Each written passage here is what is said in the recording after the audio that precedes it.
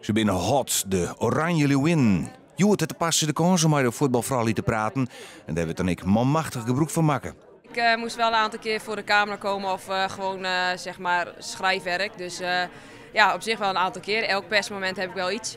Het toernooi Libbet Bot in Nederland. De wedstrijden van de Oranje Vrouwen werden bezoend door miljoenen mensen. Die zorgen dat Sherida Spits een van de belangrijkste spelers is bij Nederland. Ze scoorde al 2 keer, beide keer met een strafschop.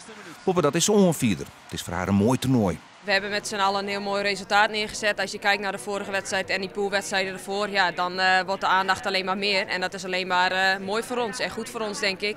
En dat geeft ons alleen maar een extra boost. Voor 2 oren Friezinnen is dat oors.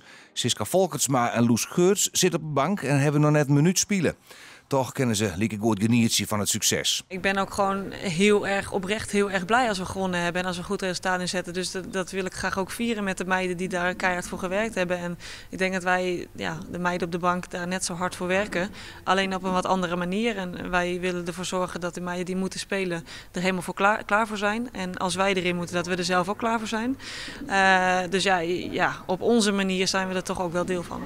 De vrouwen staan op het drompel van de finale, maar dan moet Engeland tongens die wel verslaan worden. Nou, Engeland is gewoon weer heel fysiek, heel veel power zit erin. Dus ja, misschien is het wel een beetje vergelijkbaar met Noorwegen. Alleen ze willen ook nog wel een aantal malen voetballen.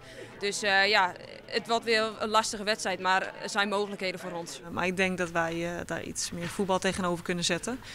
Met onze tactiek en onze vaardige speelsters. Ja, ik wil niet zeggen dat zij geen vaardige speelsters hebben, maar zij hebben vooral veel power en energie.